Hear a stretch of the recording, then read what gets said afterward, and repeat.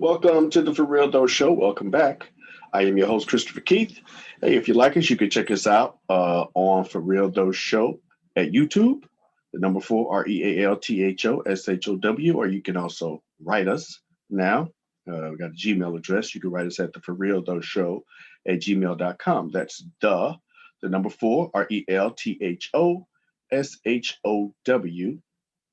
gmail.com. So, hope you guys having a great New Year so far. I'm having a good day. Woke up this morning, for some reason, had the Great American Songbook in my head. So I opened my Pandora up and said, play Frank Sinatra's One for My Baby. And so they played that, the special recording session where they were kind of rehearsing. It was pretty smooth. He changed it up a little bit. And then he got to playing some Nat Cole, some Ella Fitzgerald, a little bit of this, a little bit of that. Great stuff. I could listen to it all day. So actually, I had to stop it to go ahead and record this, but I've been really enjoying that music. That's some great music. Anyway, so hope all is well again with your new year. We're going to start a new series today called Self Care Series. Self Care Series. Why? Because everyone wants to live your best life, right? Living your best life. Yeah, everybody wants to live your best life. So we want to just do our best to try to help you with that. At least carry on the lessons that I've been learning. Okay. We're also going to do our first movie review. First movie review. I love movies. I'm sure this pandemic has been going on. You all have really done all your movie watching, a whole lot of it, Netflixing and HBO Maxing and Amazon Priming and Netflixing and whatnot. Colors for Netflixing and chilling going on too. I feel you. So goes to show you just how important art is. You know, they been really doing a lot of removing art from a lot of our school programs over the last few decades, mainly public schools. Um, but art is really essential to human life, human existence, whether it's movies, whether it's music, whether it's plays, shows, actual paintings, and what have you, animations. Those are all things that are very important to human existence. So, needless to say, I think a lot of us realize now how important they are, even if we didn't prioritize them because you've had so much time on your hands. So you want to give props to that. Speaking of movie reviews, though, I'd be remiss if I didn't mention the icon that we just lost, the great Miss Cicely Tyson. I saw her on CBS this morning. I guess it was last week. She was talking to Gail King about her book, and I got her book right away and started it. But it was something about that interview when I saw her. Um, I just knew for some reason she wasn't going to be here long, and it wasn't a gloom and doom thing. It just seemed like she just had completed what she needed to complete for her particular path. I tell you what, I started her book, and she's got a heck of a path, heck of a story. She's a great storyteller. So yeah, I would definitely recommend her book. Check it out. It's called Just as I Am, a memoir by Cicely Tyson. Okay. Uh, so yeah, that's some good stuff. Anyway, so as far as our first series here for our self care, we're going to talk about comparing and contrasting. Um, Comparing, yeah, we in Western culture. I don't know if it's just Western culture, but we definitely do it here. We do a lot of comparing, right? I remember in the '80s we compared it was Michael or Prince. You know, it was Whitney or Anita, right? Then in basketball, it's Jordan or LeBron or Jordan or Magic back in the day, Bird or Magic, so it was always a this or that. Even Blackstreet said it, right? Not Blackstreet, Black Sheep. You can deal with this or you can deal with that. So it's a whole lot of comparing, and I think that's fun for barbershop talk and stuff like that. It's really good when you compare artists. Obviously Biggie and Tupac come to mind. You either in this camp or that camp. I think even in Twilight, it was I don't remember the guys' names, but it was you was in this camp or you was in that camp. So yeah, it's a lot of comparing, and I think, like I said, that's fun to do. But I think sometimes it ventures into our own lives as well, and then that's where it can get tricky. Because when you start comparing your life to someone else's life, you know, then you can really steal a lot of your joy away. So before we get to that though, I want to show you a video that I came across. Some of you may have seen it already. It's let's just call it a little monkey business and then we'll get back. Okay. So let's see. We're gonna do this and share it. Let's check it out. So a final experiment that I want to mention to you is our fairness study. And so this became a very famous study, and there's now many more because after we did this about 10 years ago, it became very well known. And we did that originally with capuchin monkeys, and I'm going to show you the first experiment that we did. It has now been done with dogs and with birds and with chimpanzees, but with Sarah Brosnan we started out with capuchin monkeys. So what we did is we put two capuchin monkeys side by side. Again, these animals, they live in a group. They know each other. We take them out of the group, put them in a test chamber. And there's a very simple task that they need to do. And if you give both of them cucumber for the task, the two monkeys side by side, they're perfectly willing to do this 25 times in a row. So cucumber, even though it's really only water in my opinion, but cucumber is perfectly fine for them. Now, if you give the partner grapes, the food preferences of my capuchin monkeys correspond exactly with the prices in the supermarket. And so if you give them grapes, that's a far better food, then you create inequity between them. So that's the experiment we did. Recently, we videotaped it with new monkeys who had never done the task, thinking that maybe they would have a stronger reaction, and that turned out to be right. The one on the left is the monkey who gets cucumber. The one on the right is the one who gets grapes. The one who gets cucumber, note that the first piece of cucumber is perfectly fine. The first piece she eats. Then she sees the other one getting grape, and you will see what happens. So she gives a rock to us, that's the task. And we give her a piece of cucumber, and she eats it. The other one needs to give a rock to us. And that's what she does. And she gets a grape. And she eats it. The other one sees that. She gives a rock to us now, gets again cucumber.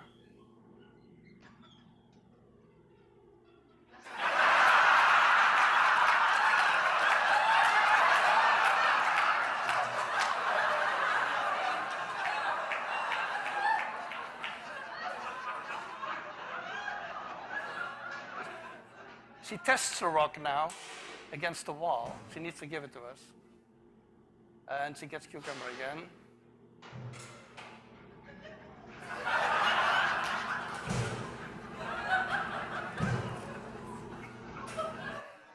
So this is basically the Wall Street protest that you see here.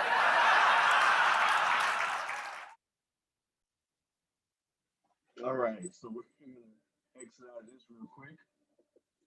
And so as you see that's a very interesting and entertaining video. But we're gonna get back to the monkeys. We're gonna get back to the monkeys. So, but let's talk about comparisons. One thing about comparisons when it comes to humans, not just again talking about Michael or Prince or anything like that, or Biggie or Tupac, just between humans, we tend to kind of like those monkeys, right? We're gonna get back to that, but kind of like the monkeys, you tend to compare uh, with those who that are in your socioeconomic class. So, like, say for instance, like the gentleman said, these monkeys know each other, so they've already been in the same circles. They probably get the same meals, they get the same amount of playtime, so they see themselves as equals. So one gets the grapes, he's cool. Other one get the cucumber. It was cool at first, but then he sees some differences and he feeling some type of way about it. So that's the same way with humans. Like for instance, uh, most people who are middle class, lower middle class, upper middle class, what have you, they're not going to compare themselves to Beyonce, Jay-Z, or like say Jeff Bezos, who just stepped down as I guess CEO of Amazon. They're not going to compare themselves, to that. Most guys aren't comparing themselves to Michael Jordan. They're not looking at his house or his cars or the amount of acres he has or anything like that. They tend to look at, people again who are in there saying, people they relate to, people who they, may see every day or see as their equals.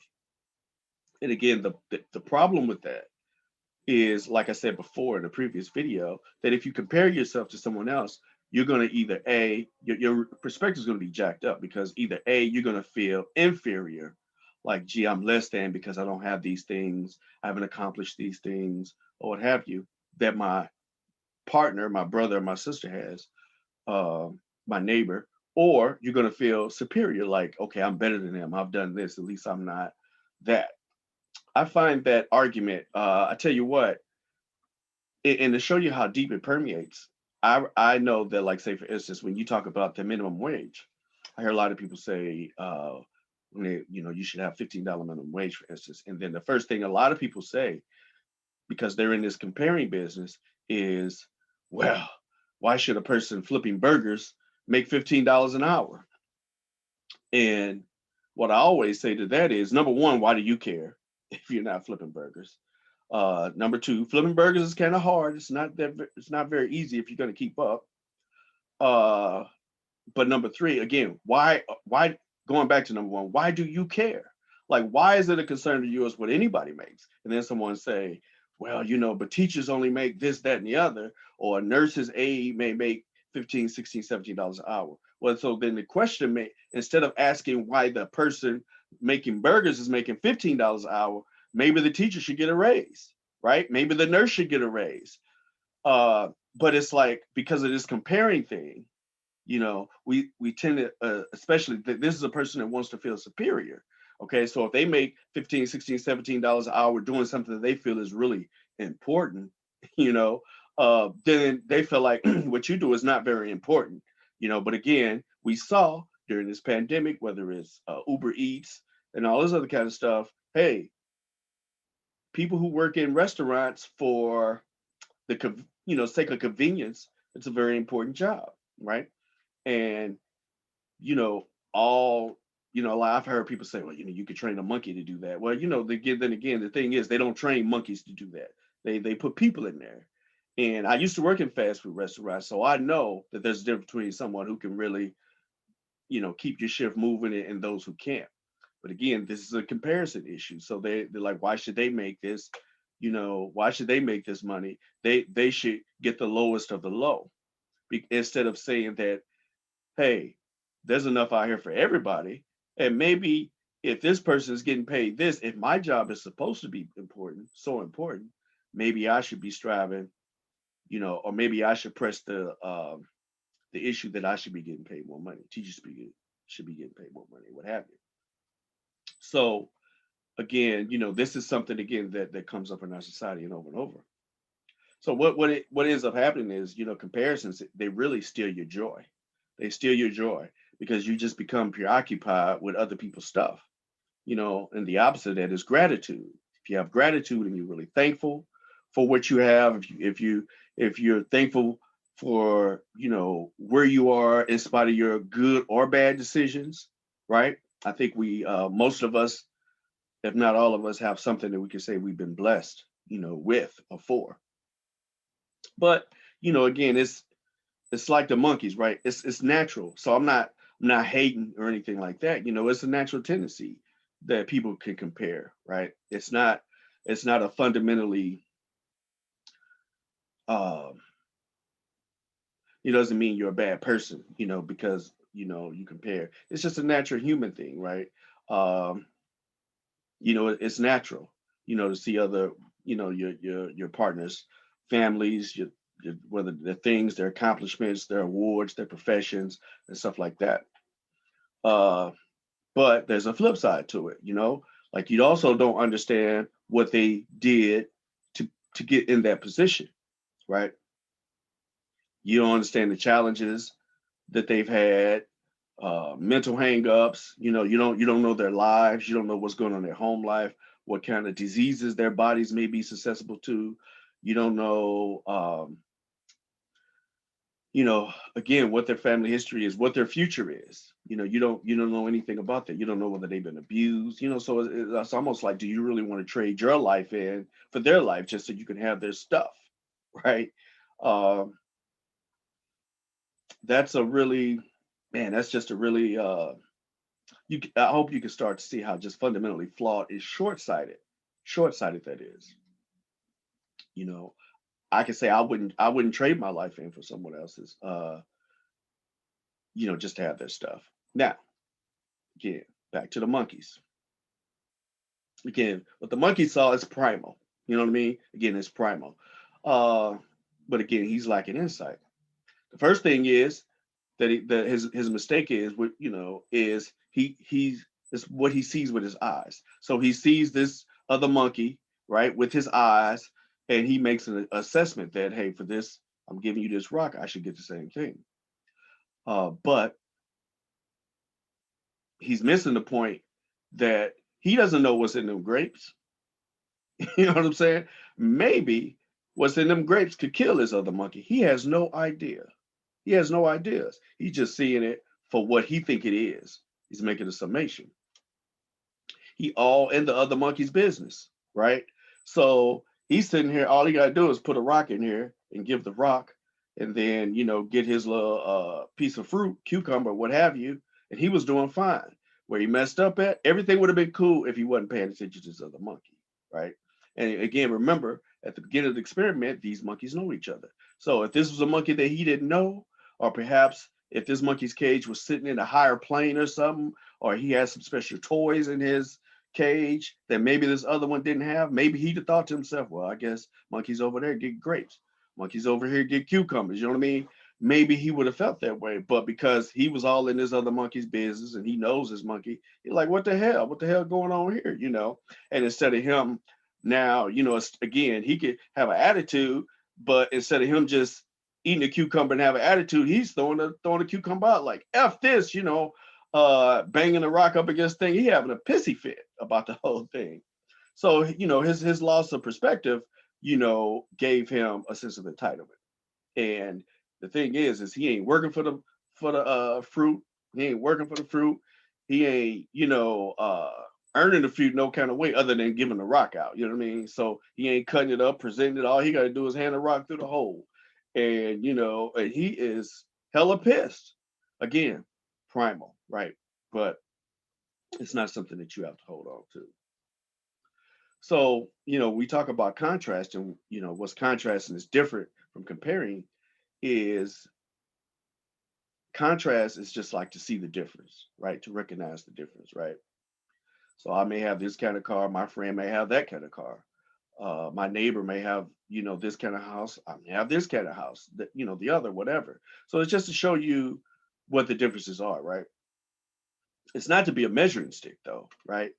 As you can even use it as an imagination starter. Okay, so if you see something, that your neighbor has, oh man, I mean, we do it. Hey, bro, where you get that shirt from? That's tight. I like that. I might want to get one for myself. Uh, that's that's that's not comparing. That's contrasting.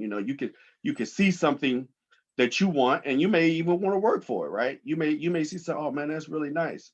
But at least you can know whether it's something that's meaningful for you, and then you could know, hey, is there a reason why I want this thing?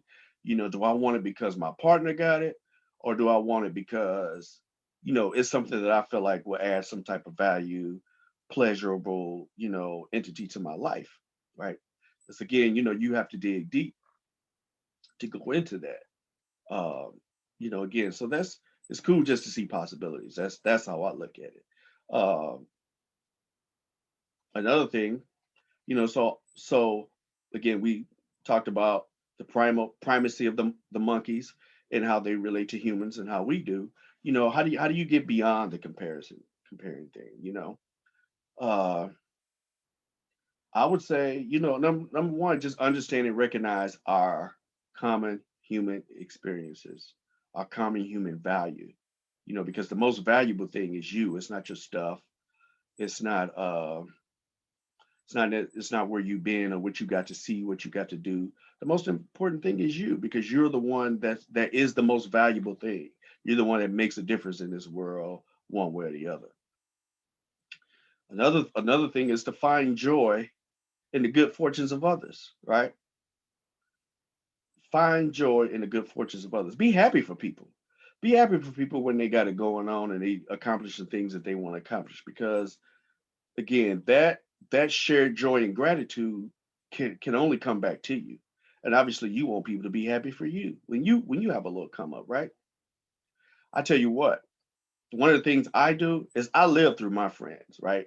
I got friends, who make more than me. I got friends who don't make as much as me or what have you, right? So, but the friends that have gotten to do some things that I haven't gotten to do, oh, believe me, I'm living that through them, right? So I got a friend who took his wife to Dubai.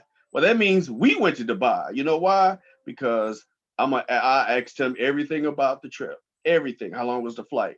What was the food like? Was it really hot? Man, you was on a camel. What was that like? And then I talked to his wife later on. Did you like it? What was it like? Same questions. How did you feel about the other women around? That sort of thing. So I'm getting all them details. My boy, I've been to an All-Star game before, NBA All-Star game, but one of my boys went last year to Chicago.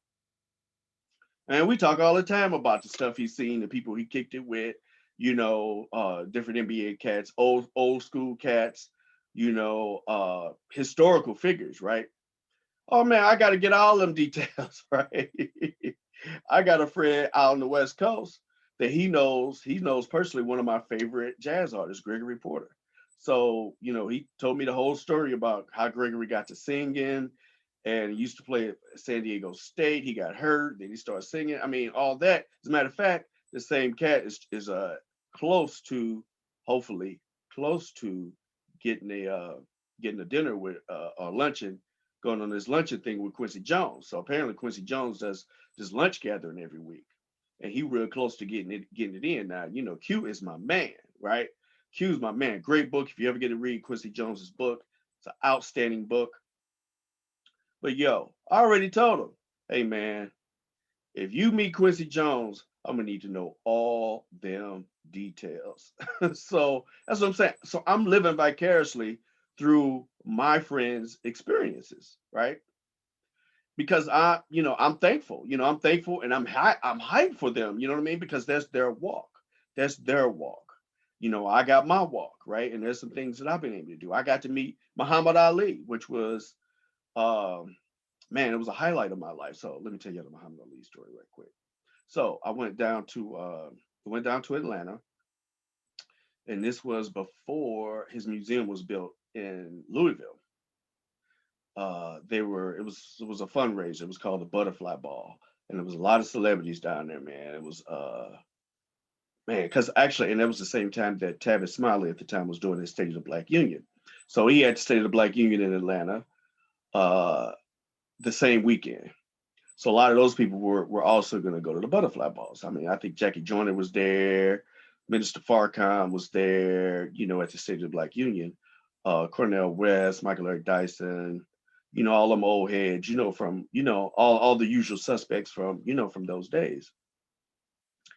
And, also was there at the butterfly ball was Lennox Lewis, former heavyweight champ. And matter of fact, he had started like the thing. He had given like I think it was like 2 million of his own money to get the thing started because he's a huge Ali. He was a huge Ali fan. So I bought tickets to the thing and I went down there and I'm all the way in the back because I got the lowest of the low tickets. But I had some friends who I told about the event. I told them about the event. They went down there and they bought the top package. So they bought like the $5,000 package, right? So they down there and they see me in the back. They're like, Chris. So I came on up. So now I'm sitting up in the front. So I'm sitting over here with Jesse Jackson, Andrew Young, right? My friends from St. Louis, Layla Ali. I'm just up here with all these people. So I'd already called earlier and I was like, yo, so can I take a picture with the champ? Because they had a package like that $5,000 package was one where you could take a picture with the champ and you got this book. It was like this really big book with his photographer, that had all his stuff in it. It's really expensive book.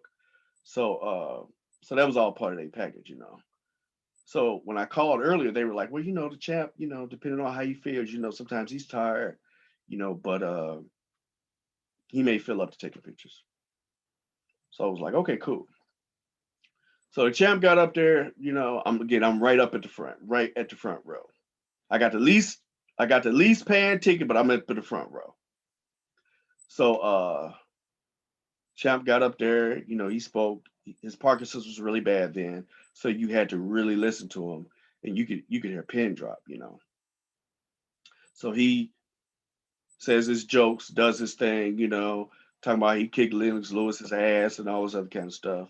And so he gets done and he starts getting ready to come down. Everybody's clapping and stuff.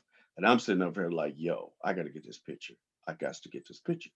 So I'm like, everybody trying to, touch him and stuff. And, if you understand anything about me, especially a guy of my age, a guy of my time, Muhammad Ali was, man, icon. Muhammad Ali and Sugar Ray Leonard just meant the world to me growing up. Just he was part of my blackness.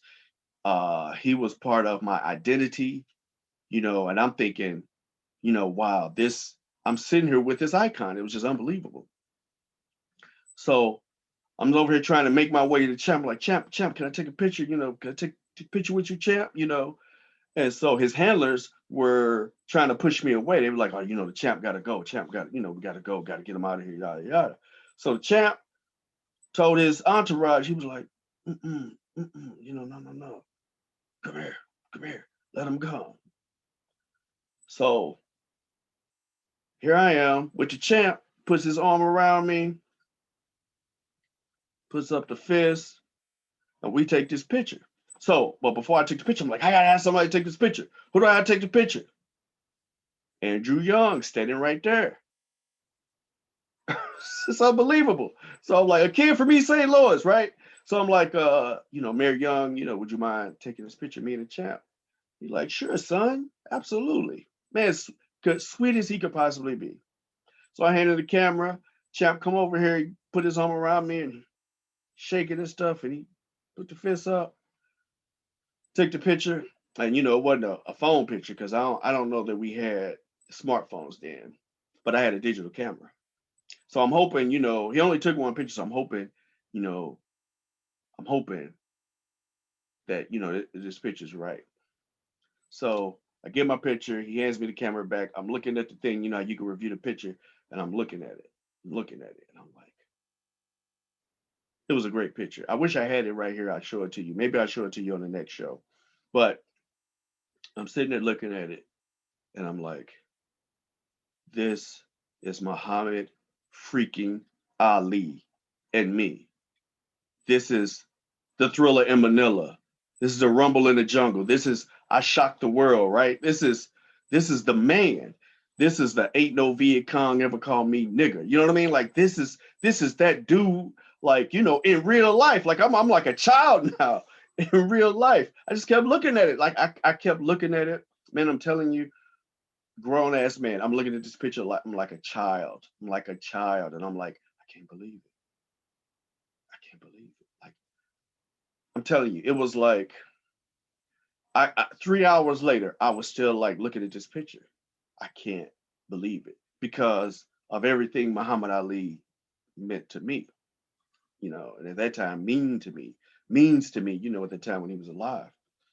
So, shoot, I told my friends, man, shoot, my friends was happy as hell. I had to give them every detail because they was living that through me. So everybody has their, experiences and stuff. But yeah, I'm gonna have to show y'all that picture at one point because I was like, and I had so much. I already had a lot of respect for Muhammad Ali, but I felt like, I had read his book. I read his book called Soul of a Butterfly, and everything that everybody had always said about him was that he was so kind and gentle, and so just like cool, like he didn't big time you. And I'm saying to myself, this cat don't know me. He didn't have to take time with me. He didn't have to do any of these things. But he saw the look, he saw me, right? He saw me and you know, uh, he wanted to make my day. He wanted to make my day. So he took the time out, shaking, struggling, can't hardly stand up. Got to have people, all but carry him, from one place to the next. But he gonna take this picture. He gonna take this picture, and I'm like, man, he did not have to do that. That was so, So needless to say, you can't say to me about Muhammad Ali. You couldn't before, but man, you really can't now. You know what I mean? Because that was just dope.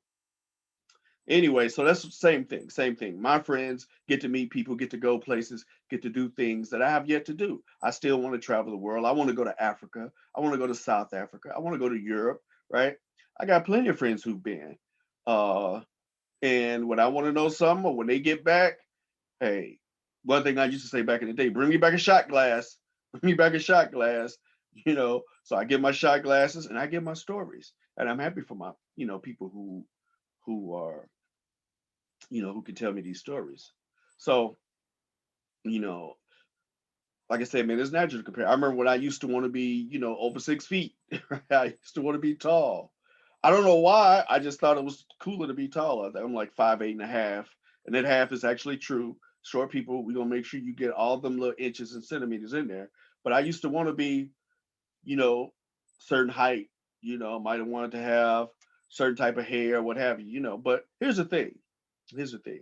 You were made exactly the way you were supposed to be made, right? So am I. And you have to recognize that there are always going to be people who are more successful, who are more talented, smarter, or better looking than yourself, right? It's gonna people are always gonna have more money than you. I don't care who you are, right? They're gonna have a colder car. Tell you what, you can get the coldest car you think you can find.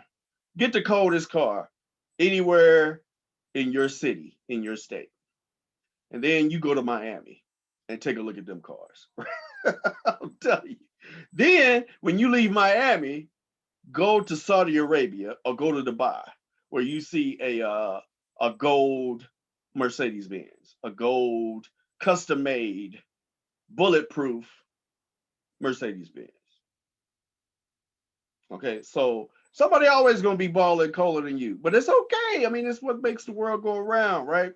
And and again, it takes so much joy away from you from just enjoying the blessings that you already have. Everything ain't for everybody anyway. You know what I mean? And I know that I like nice things, but everything that I want to get, I know when I don't need this, but I want it. You know what I mean? But it's never, I never want to do anything uh because somebody else is doing it, Now, unless it's a reference or a referral, hey, Chris, you need to do this. You need to go here. You need to go see that. That's different, right? But that's not me comparing myself or, trying to up my status and that sort of thing. So, but the real deal is to find, what makes you happy, what gives you joy, what brings you joy. And, you know, um, be grateful for that. There was a song that talked about this years and years and years ago. There's a song for every thought, feeling, emotion, situation. And some of y'all might know the song. It kind of go like this. Though you may not drive a great big Cadillac, gangster white walls, TV antenna in the back. Matter of fact, you may not have a car at all.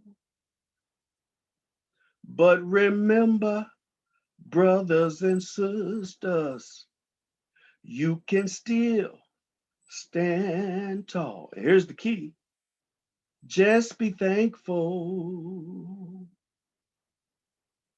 for what you got. See, the song was already there. It was already preaching and teaching to you, So the thing is, man, you don't have to look far, you know, to find where your treasures are. You really don't. Just look within inside yourself. And if it's certain things you want to do, man, just work to do those things. If it's a car you really want to have, if that mean that much to you, then get your priorities in order. Figure out how you're gonna do it and do it, and that's fine. It's nothing wrong with that. It's really nothing wrong with that. But what I don't want you to do is spend your time, all looking like that monkey, pissing a bitch because you ain't got the damn grape. it's just it's so simple, man. But it's so again, it's simple. But sometimes, things are right before us, that, we can't really recognize them. It's like looking for something around your house. You like, if it was a snake, I'd have bit it, right? Because I like to switch stuff around because it was just right there in front of your eyes all the time. So, man, hopefully this will give you some peace. And, we'll be going to talk about some other things that uh, help you self-care, help you self-care. So thanks for that. Thanks for listening to that. Now on to our movie review. Our very first movie review for the For Real Though show is a movie called Claudine.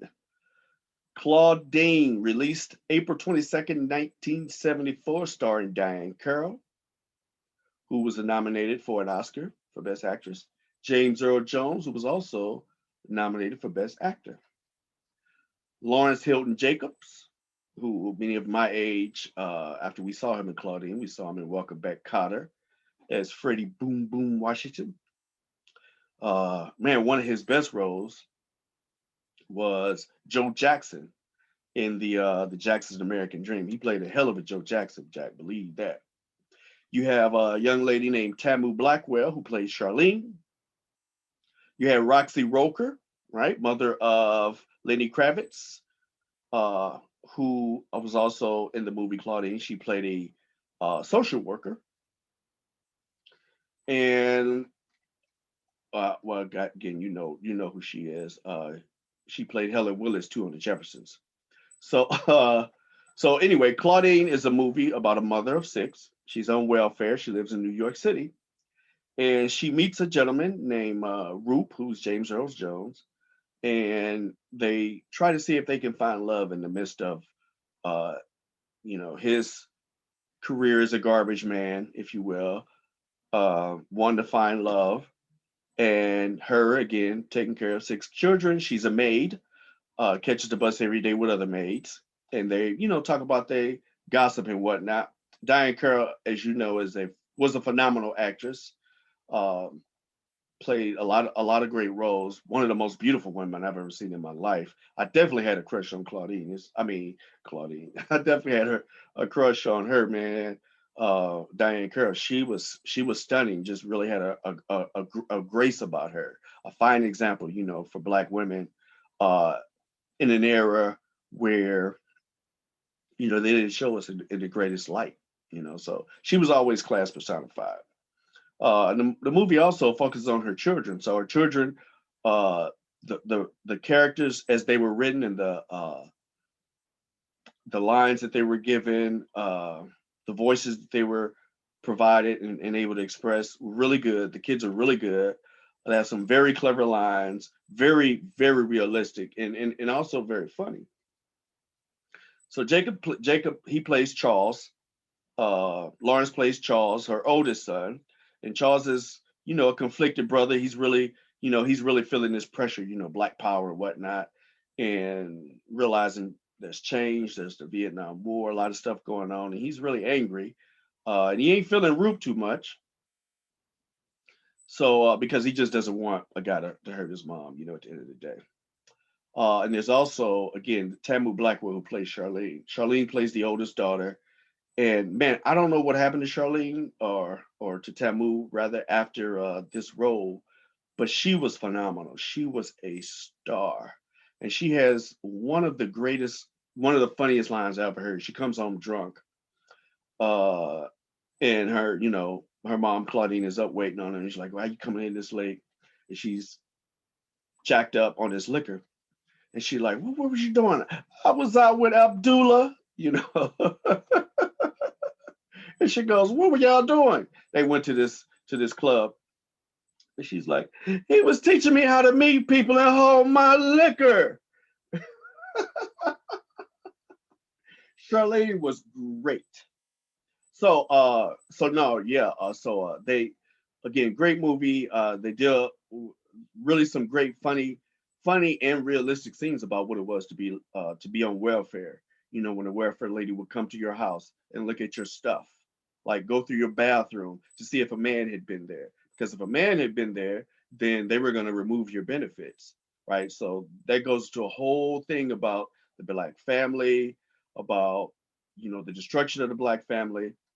It's got all that in it, so it's really a well worth see. Um, fun fact about this movie. Oh man, one of the funniest things too about the movie for me is that there's a scene where Roop is running Claudine some bath water, and I won't tell you what it is if you haven't seen it. Maybe I will. Well, it's kind of late for spoiler alert, so I'm gonna go ahead and say it. But he used what was the old time ghetto bubble bath. Do you know what that is? For those of you who are really young, before there was body wash and all that, you know what we used to make bubbles in our bath because we didn't even have showers back then. We had a bathtub. Dishwashing soap. That's right. So we used Dove, Dawn, or whatever, Joy. I think it was Joy back then. And we used to, run the water and pour some Joy in there, man. And so they got that in the movie, which is just, again, phenomenal. Oh, but a fun fact. James Earl Jones actually said in an interview that I saw less than 10 years ago, he said that Claudine to this day was the most favorite movie that he's ever done. And one of the things that he said about the relationship between he and Carol is Diane Carroll was upset and offended because they actually they film a love scene where they're both laying in the bed, and on the set they're actually naked. They're actually both naked on the set under these covers, and Carol uh, noticed that James didn't have an erection, so she's pissed about it. She's like, "Hey man, what's wrong? What's wrong with you? Or what's wrong with me? Why you ain't hard? Up these covers." And so James Earl Jones, he tried to be a professional. You know what I mean? I ain't gonna get hard. I ain't gonna get hard. I'm gonna do this scene. And then if you know anything about movies, they always got people all around the set anyway. It's not like they're the only two people in there. But but she felt some type of way because she like, why you ain't hard? I mean, that's hilarious. So no, great movie, and it's also it's laced and displayed with the soundtrack. Okay, great soundtrack written by Curtis Mayfield, sang by Gladys Knight and the Pips. Uh, man, just top to bottom, great movie. Curtis Mayfield also did the score, wrote all the music for Superfly, and he did it also for Let's Do It Again, along with Staple Singers. So lots of black artists, did movies back then. Marvin Gaye did Trouble Man, Willie Hutch did The Mac. So lots of great history from those films. Uh, I would say The Mac was definitely a black exploitation film, but Claudine is not a black exploitation film. Claudine is very well written. It's funny, and again, all the actors, all the performers really got into the show. So that's our first movie review, Claudine. See it if you haven't seen it, and if you have, see it again. It's always a great watch. So with that, we'll let you go. Thank you for joining us once again in our first of the self care series, our first movie review. You guys have a great day, and we'll see you next time. As always, keep it real, real though.